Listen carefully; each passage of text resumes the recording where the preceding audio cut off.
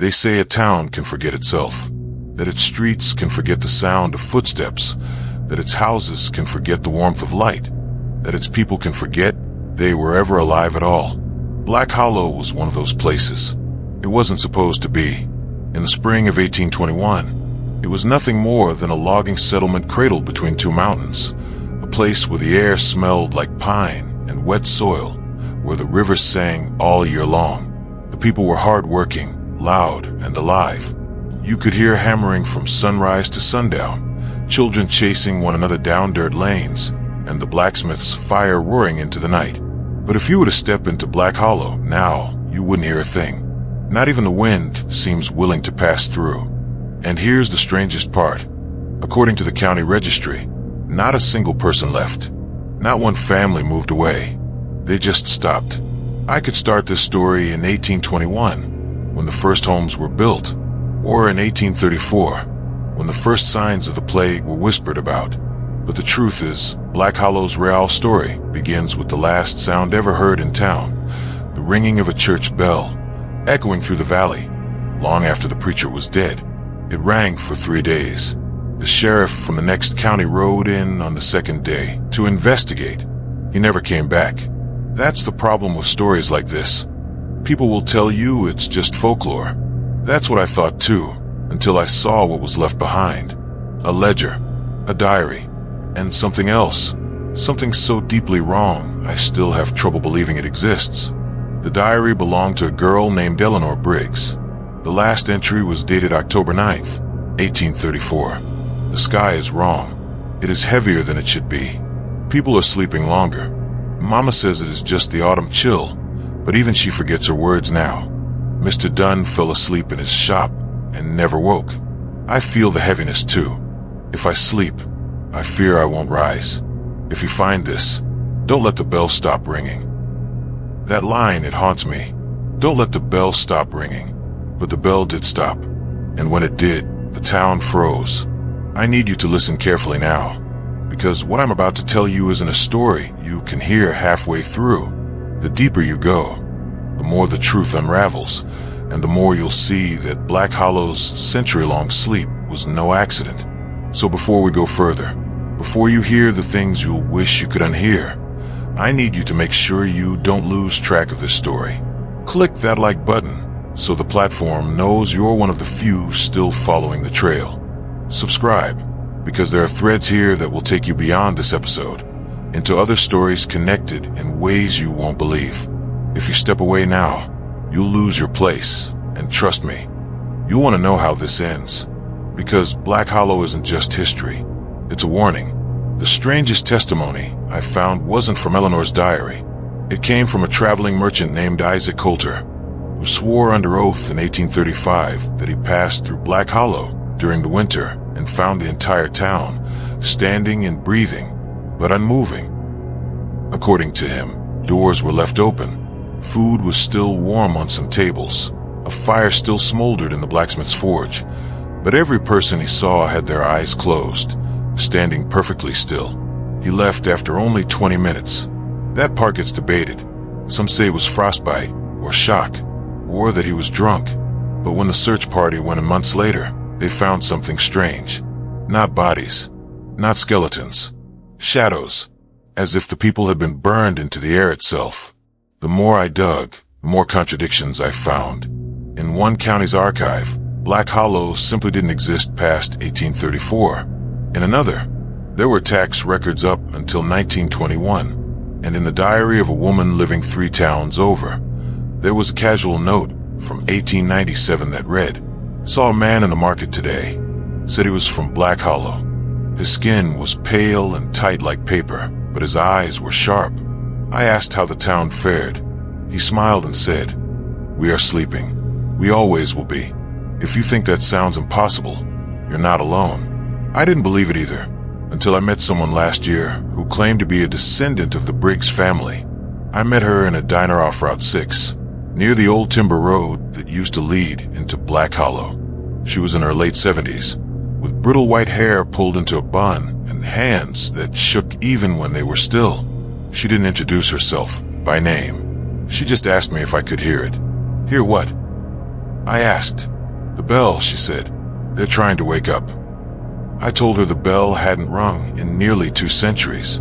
"That's what you think," she said, smiling without warmth. "It only stopped for you." I swear to you, right then, somewhere far off in the hills, I heard it. A faint, metallic ringing that seemed to crawl into my skull. When I turned back to her, she was gone. By now you're probably wondering, was it a plague? Some kind of sleeping sickness? A poison in the well? That's the comfortable version. The truth is harder to swallow because it doesn't fit in a box. Black Hollow was built over something it shouldn't have been. Not oil, not gold, not coal, something older. Something that needed them to sleep. And if the ringing starts again, it means they're waking. Remember that. I'm telling you this because the signs are starting to repeat themselves. In the last 6 months, 3 hikers have vanished in those woods. A surveyor for the county reported finding fresh footprints in the snow, leading into the ruins of the church. And a week ago, a trucker driving past the ridge claimed to see candlelight in the windows of houses that shouldn't even have roofs anymore. If you're thinking about going there, don't. Not because I'm trying to scare you, but because if you set foot inside, there's a chance you won't leave the same. If you've stayed with me this far, you need to see the rest. The answers are not where you expect them to be. And the end will make you question every town you've ever driven through without a second thought. So hit that subscribe button now, because once you hear the next part, you'll understand why I can't tell this story only once. This isn't just about Black Hollow anymore. It's about what happens when the bell rings again. When I first told you about the woman in the diner, I left something out. It wasn't because I forgot. It was because I wasn't sure you'd believe me this early on. But you've stayed. You've followed me this far. That means you're one of the few willing to see what the rest won't. After she vanished, I found something on the seat where she'd been sitting. A small, folded scrap of yellowed paper. Inside, scrawled in dark ink, were the words, "October 9th is not the date they fell asleep. It's the date you wake up." The handwriting was shaky, but there was something deliberate about it. Each letter formed like the writer was forcing themselves to stay awake long enough to finish. That date is 3 weeks from now. If you think the plague began in 1834, you're already trapped in the story they want you to believe. The county coroner's books show something strange. 20 years before the first sleeping victim was recorded, Black Hollow was already burying more people than it had living in the town. No records of cause of death. No names. Just lines and ledgers marked vacant. And yet census lists from the same years show the population growing, like someone was replacing them. When I visited the ruins for the first time, I didn't go in through the main road. I cut across the ridge, following what used to be a hunting trail, because I didn't want to be seen. Halfway through the woods, I came across something strange. Rows of small wooden stakes hammered into the ground, each carved with a single number. No names, no dates, just numbers. And there were far more stakes than there should have been for a town that size. One of them, number 347, had been ripped out of the soil. The earth beneath it was freshly disturbed, like something had clawed its way out. Do you remember the merchant, Isaac Coulter? The man who claimed everyone was still breathing, just standing with their eyes closed? His testimony didn't end there. In a sealed section of the county archives, I found a transcription of his full account. It says that as he passed by the old general store, one of the sleeping people smiled at him. The lips moved slowly, like they were stiff from cold, and whispered, "Don't wake us." You might think that's the scariest part. It's not. The scariest part is that this same phrase has been heard outside Black Hollow. A park ranger in 1974, a delivery driver in 1992, a boy hiking with his father in 2018. Different people, different decades, all describing the same whisper, coming from someone who shouldn't be alive anymore. By now, you probably understand why I keep telling you to watch until the end. This isn't a campfire tale you can half hear and forget. The events in Black Hollow didn't end. They're bleeding into the present, and every piece of this puzzle matters. If you miss even one, you won't see the shape of what's coming. So do something for me, like this video now, so you don't lose it in the mess of content you scroll through later. Subscribe, because there's more coming than just the end of this story. There are connections to places you think you know, places you've been. The ruins of the church are the most dangerous place in Black Hollow. I know this because I went inside. The roof had collapsed decades ago, but the bell tower was still standing, the rusted bell swaying ever so slightly without wind. Below it, the floorboards were blackened, not from fire but from something oily that had seeped upward, staining the wood from underneath. And in the middle of the nave, there was a single chair. Sitting in that chair was a figure, its clothes old and torn, its skin so pale it was almost translucent. Its head was tilted upward, mouth open like it was drinking in the soundless air, and around its neck was a rope, but it wasn't hanged. The rope ran upward into the darkness of the bell tower. When I stepped closer, the figure's lips moved. "It's not the plague that kills you," it whispered. "It's the waking." I don't remember leaving the church. One moment I was staring at that figure. The next I was outside, gasping for air, the sound of the bell pounding in my skull. I looked back, and there was no bell tower, only trees. If you think that means it was a hallucination, then you don't understand how Black Hollow works. Here time folds. The town shows you what it wants, when it wants. That's why the dates don't match. Why people decades apart see the same faces. It's not haunting, it's overlap. And when the overlap grows too strong, the sleeping stop being still. A historian once told me that every town has a pulse, a rhythm of life you can measure if you know what to look for. Black Hollow's pulse isn't gone. It's slowed, and lately it's getting faster. There's more to this. Things I can't say yet, because they'll sound like lies if you haven't seen what comes next. But I promise you, if you think you've already guessed the truth, you haven't. The end of the story isn't about how Black Hollow fell asleep. It's about why you're hearing this before October 9th. Stay with me. You'll see. The first time I saw one of them outside of Black Hollow was in a hospital. I wasn't there for anything connected to the town. I was visiting my uncle, who was recovering from a heart attack. But in the corner bed of the same room, there was an old man. He didn't speak, didn't open his eyes, just lay there breathing. Or at least, I thought he was breathing, until I noticed his chest wasn't moving at all. The nurse told me he'd been admitted 3 weeks earlier. Sleeping sickness, she called it. No one knew how he was alive without eating, without fluids, without even twitching. But I knew. I leaned closer, and without warning, his lips moved. "The bell is loud here," he said, though his eyes stayed shut. I froze. "What bell?" He smiled faintly. "Yours."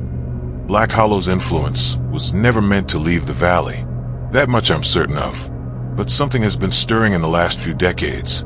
Something that's allowing its reach to spread. Old newspaper clippings tell a strange story.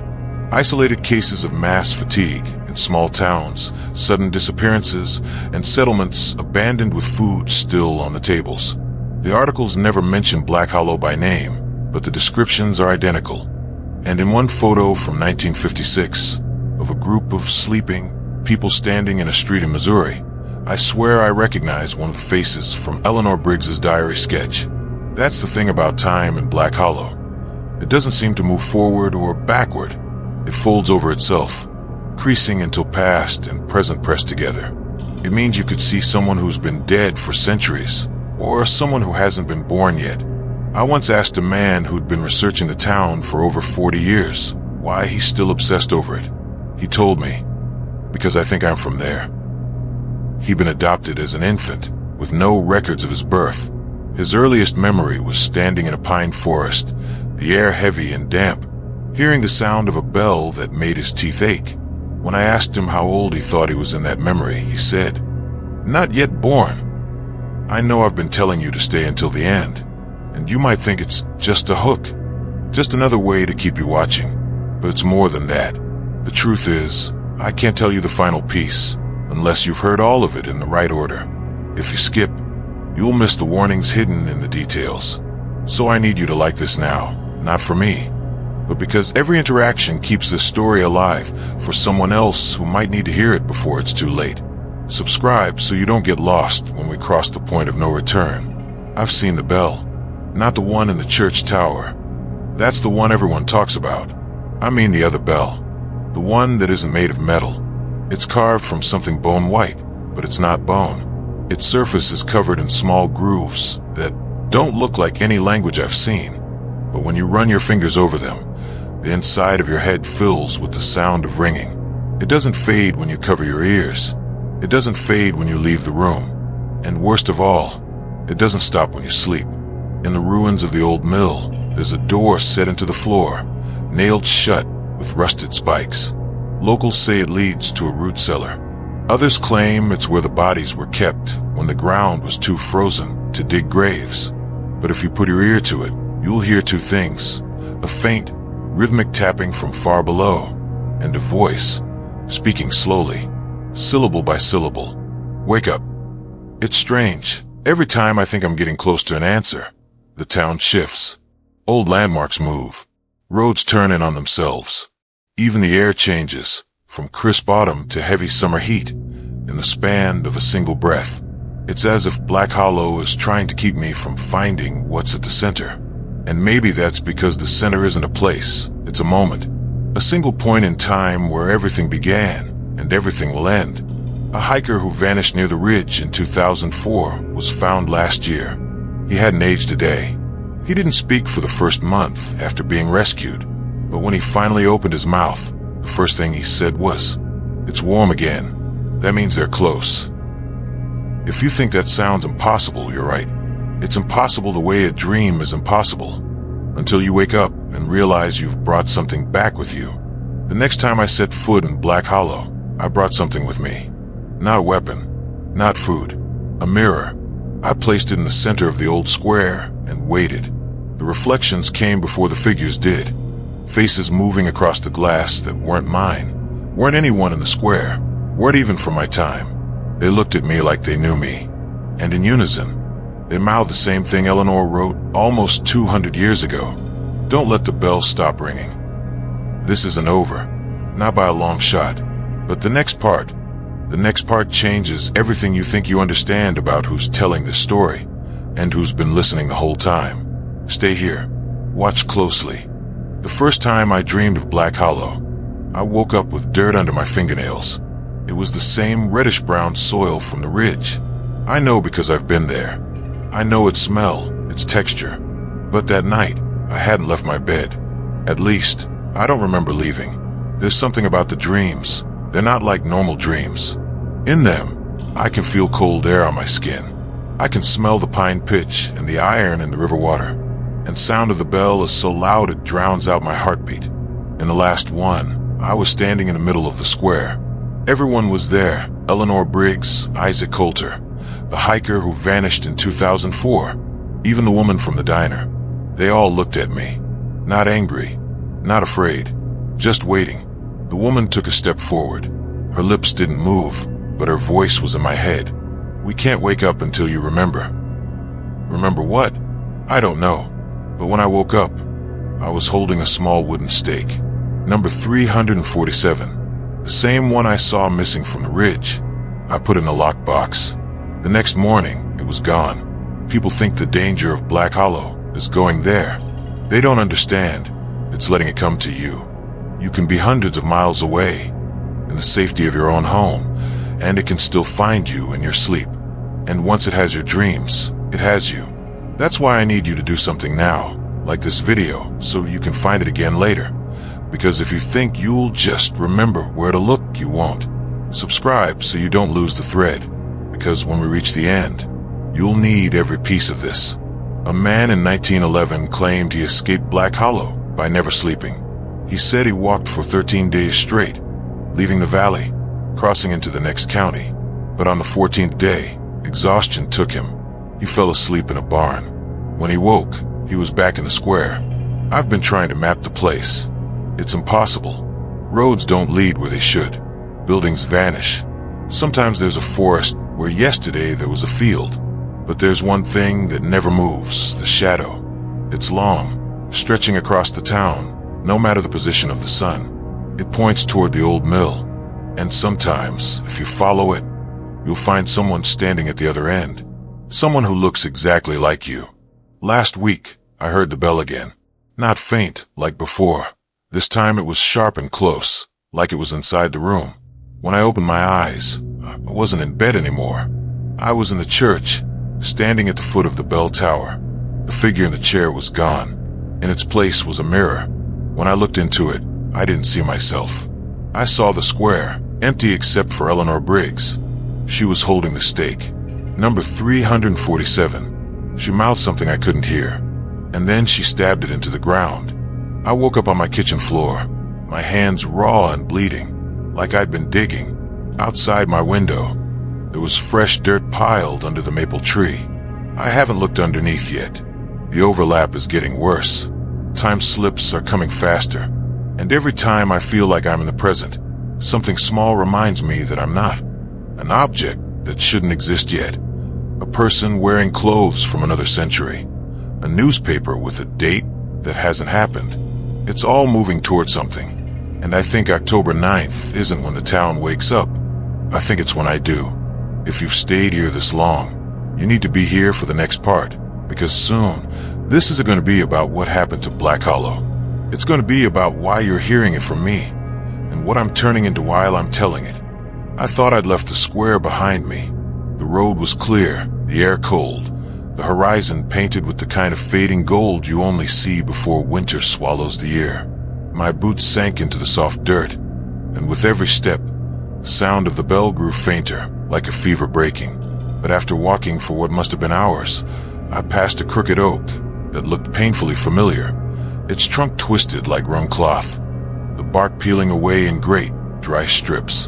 And then I saw it, the stake, number 347, driven into the ground beside the tree, the same one I'd seen missing, the same one Eleanor Briggs had buried in the dream. I reached for it, but my hand passed straight through.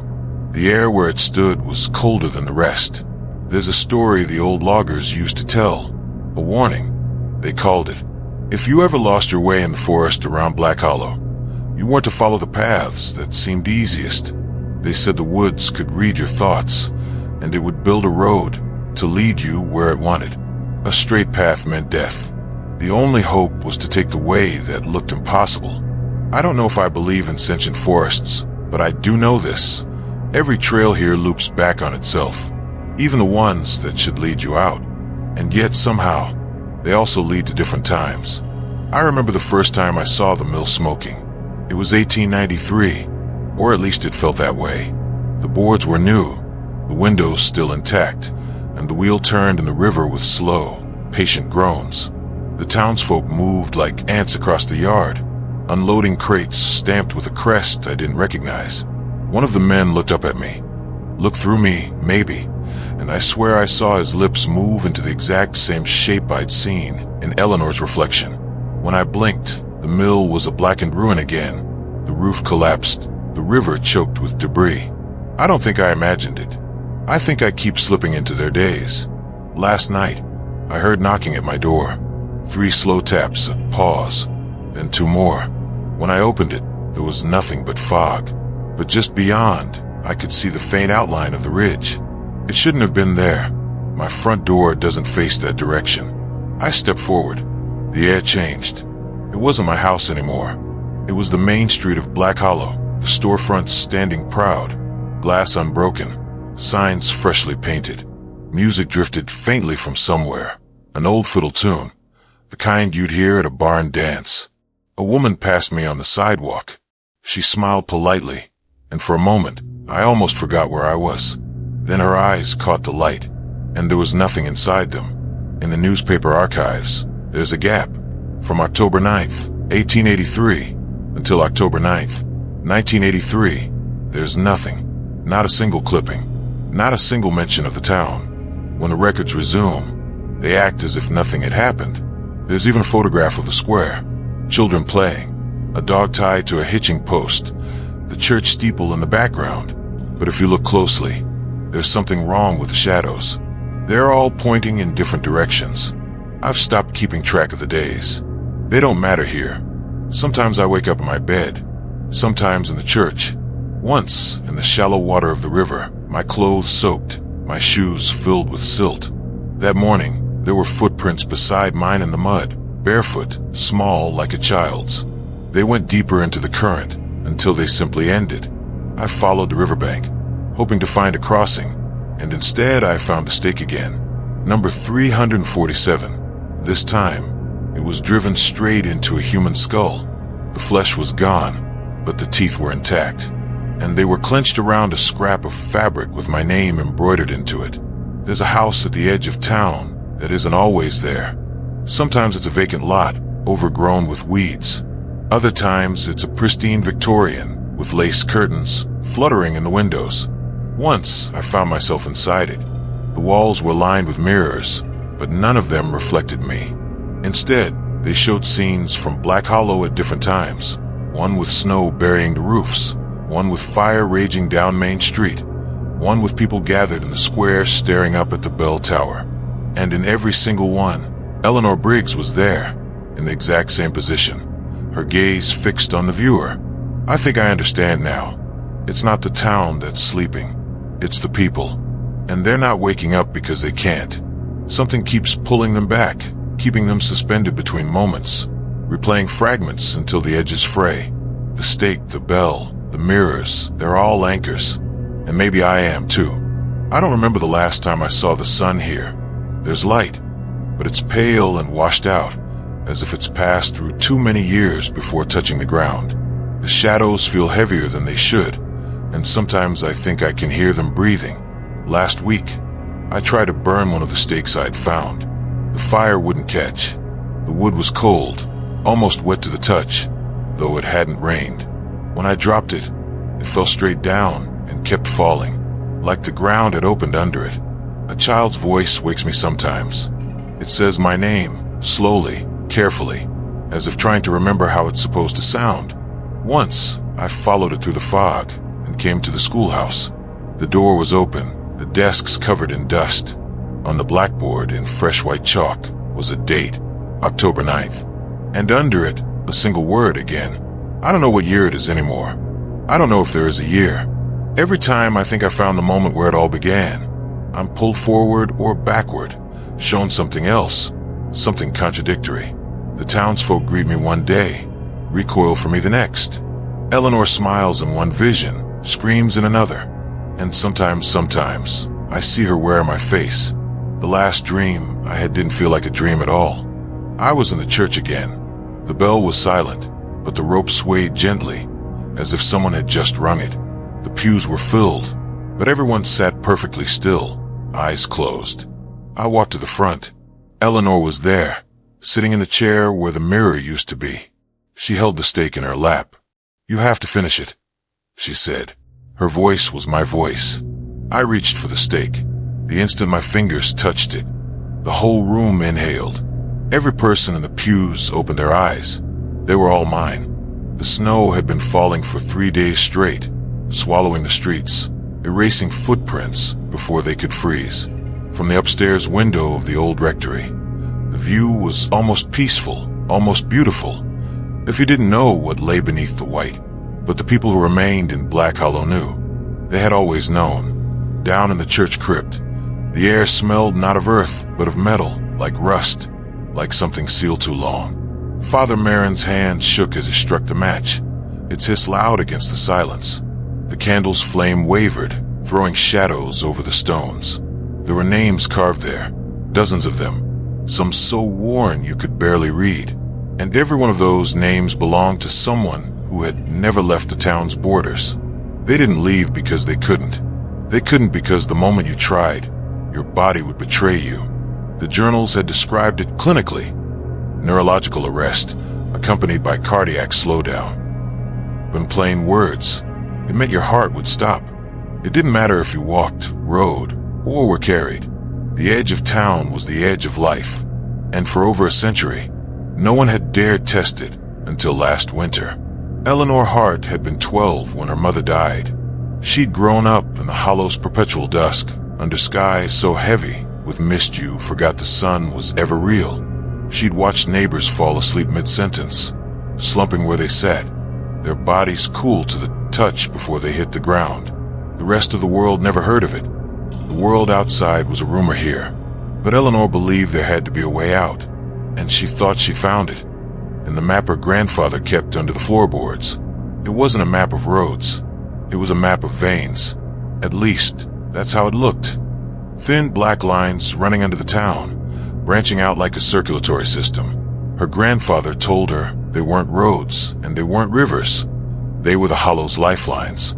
Follow them, Rom, he'd said, and you'll never wake up again. The first time she showed the map to someone else, it was Lucas. He didn't believe it, but he'd lost too many people to laugh. Together, they followed one of the lines to the old mill. The place had been closed for decades, but the gears still moved sometimes, even without wind. The sound of them was like breathing, slow, steady, and human. They found the hatch under the millstone, and beneath it the tunnel. The air inside was cold enough to burn. The walls weren't stone, they were something else. Smooth black, with a faint pulse under the surface if you pressed your hand to it. They didn't talk about it. They didn't need to. Both of them could feel it. They were inside something alive. Halfway through, they heard the footsteps. Not echoing, just there close. A shadow moved behind them, but when they turned, the tunnel was empty. Lucas swore he heard his father's voice, calling his name. Eleanor didn't hear words, only a sound like her mother's humming, low and soft, just behind her ear. They ran the rest of the way. The tunnel opened into a cavern. In the middle stood a pool, its surface perfectly still. There were no reflections, just black water swallowing light. Eleanor stepped forward. Lucas grabbed her arm, but she shook him off. "If this is the heart," she said, "then maybe we can stop it." When her fingers touched the water, the surface broke, not outward, but inward, pulling. The sound wasn't a splash. It was a gasp. And then the voices came, not from the water, but from inside their own heads.